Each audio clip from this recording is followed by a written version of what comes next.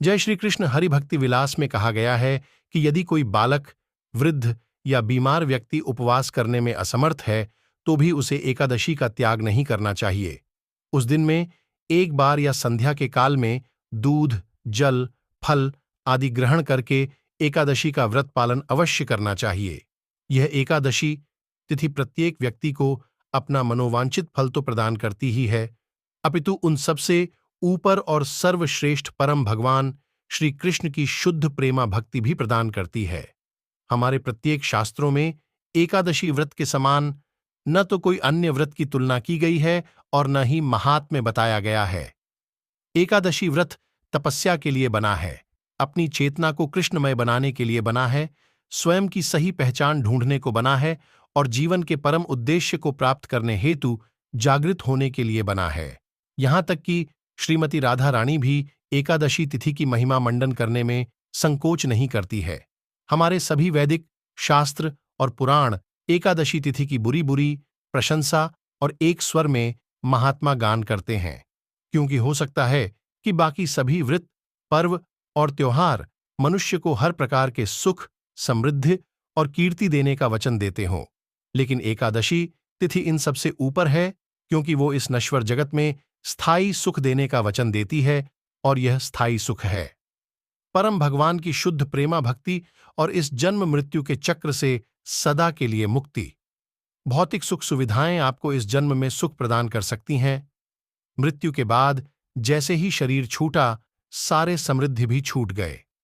लेकिन एकमात्र भगवान की भक्ति ही है जो मनुष्य के शरीर को छोड़ने के बाद भी उसके साथ रहती है, और ये भक्ति कौन हमें प्रदान कर सकता है तो वो हमें मिल सकती है प्रमाणभूत गुरु की कृपा से, वैष्णव के संग से, वैदिक नियमों के पालन से, तुलसी देवी की सेवा से और एकादशी का पालन करने से। तो आइए आज हम आने वाली ऐसी ही महत्वपूर्ण वरुथिनी एकादशी के विषय में सुनते हैं।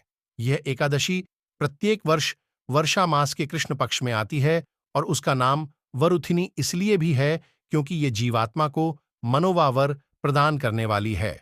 भगवान श्री कृष्ण बताते हैं कि जो व्यक्ति 10,000 वर्ष तक तपस्या करता है और उससे उसे जो फल प्राप्त होता है वही फल उसे इस वृथिनी एकादशी का पालन करने से मिलता है। इतना ही नहीं, अगर कोई व्यक्ति सूर्य ग्रहण के समय में कुरुक्षेत्र में जाकर 40 किलो सुवर्ण का दान देता है तो उससे जो उसे पुण्य फल मिलता है वही पुण्य फल उसे वृथिनी एकादशी का श्रद्धापूर्वक पालन करने से मिलता है जाता है।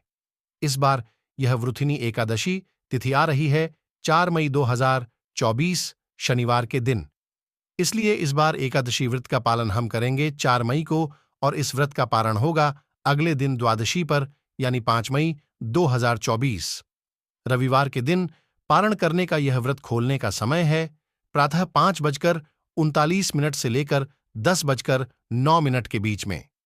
अब देखिए, इस बात में कोई संशय मत रखिएगा कि एकादशी का पालन कब करना है, क्योंकि इस बार जो एकादशी आ रही है वो पूर्ण एकादशी तिथि है, यानी वह न तो 10वीं से सम्मिलित हो रही है और न ही द्वादशी से। इसलिए इस एकादशी का पालन सभी को 4 मई 2024 को ही करना है। पंचांग के समय अनुसार एकादशी तिथि प्रारंभ हो जाएगी 3 मई शुक्रवार को रात के 11:24 से और ये तिथि समाप्त होगी 4 मई शनिवार को रात के 8:38 पर। इस प्रकार ये एकादशी सूर्योदय से लेकर सूर्यास्त तक अखंड बनी रहती होने के कारण पूर्ण एकादशी है।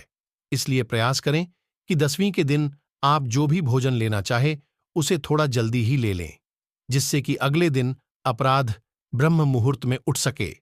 4 मई वरुथिनी एकादशी के दिन उत्तर भारत में ब्रह्म मुहूर्त का समय रहेगा 4:04 पर और सूर्योदय होने का समय है 5:40।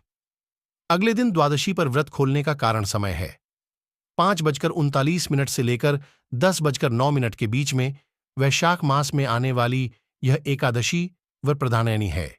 यह आपको भौतिक वरों को तो प्रदान करती ही है, लेकिन साथ ही सबसे दुर्लभ ऐसे आध्यात्मिक वर्ग यानी परम भगवान श्री कृष्ण की भक्ति प्रदान करने में भी वो सक्षम है। इसके पालन करने से इस लोक और परलोक दोनों में अखंड सौभाग्य की प्राप्ति होती है। इस व्रत के पालन से राजा मांधाता और राजा धुंधुमार ने स्वर्गलोक की प्राप्ति की थी। आइए अब हम संक्षिप्त में देखते हैं कि विशेष एकादशी का पालन कैसे करना चाहिए। तो देखिए, सभी व्रतों में एकादशी का व्रत सबसे भिन्न है, क्योंकि इसमें कर्मकांड युक्त पूजा और विधि विधान की जगह व्रत करने वाले की श्रद्धा और उसकी मानसिक चेतना पर विशेष बल दिया जाता है।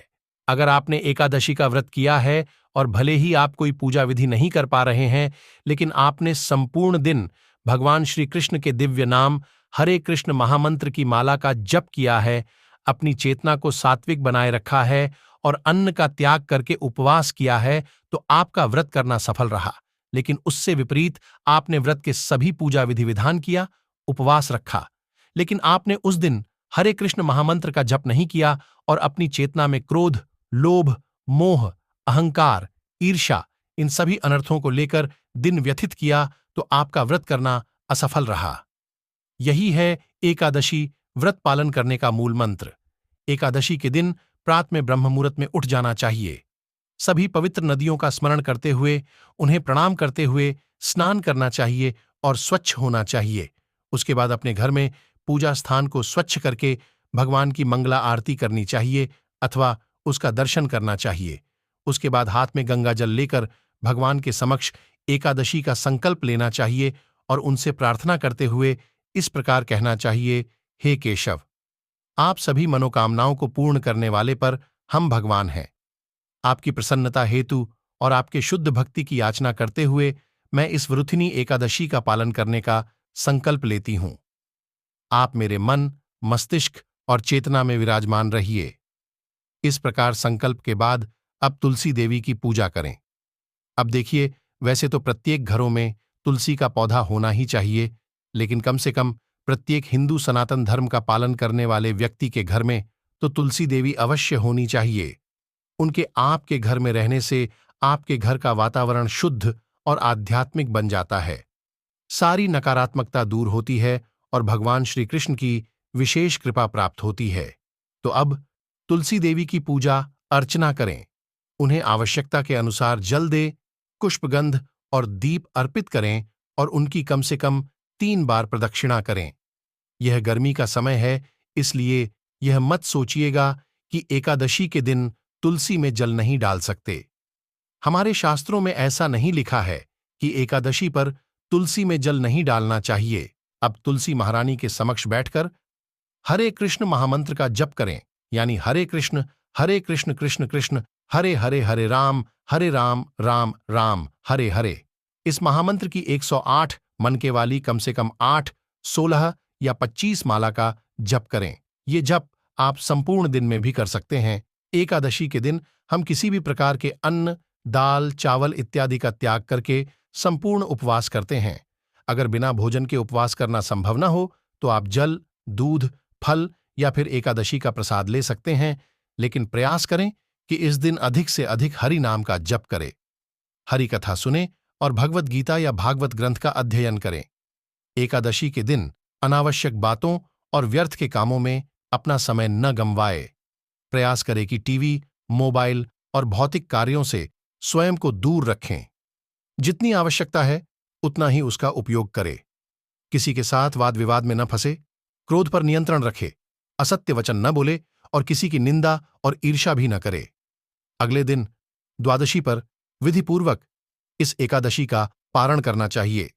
पारण से पूर्व भगवान के लिए सात्विक अन्न भोग तैयार करें, उसमें तुलसी पत्र रखकर भगवान को अर्पित करें और फिर उसे प्रसाद रूप में किसी ब्राह्मण या वैष्णव को खिलाए और स्वयं भी उसी प्रसाद से एकादशी व्रत का पारण करे। पारण से पूर्व किसी सुयोग्य ब्राह्मण या वैष्णव को अपनी क्षमता अनुसार दान अवश्य देना चाहिए।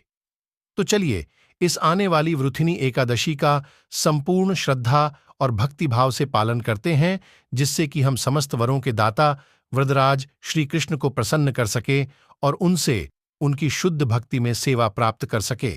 अगर आपको यह वीडियो पसंद आई हो तो वीडियो को लाइक करें और हमारे चैनल को सब्सक्राइब करें और कमेंट में जय श्री कृष्ण जरूर लिखेगा।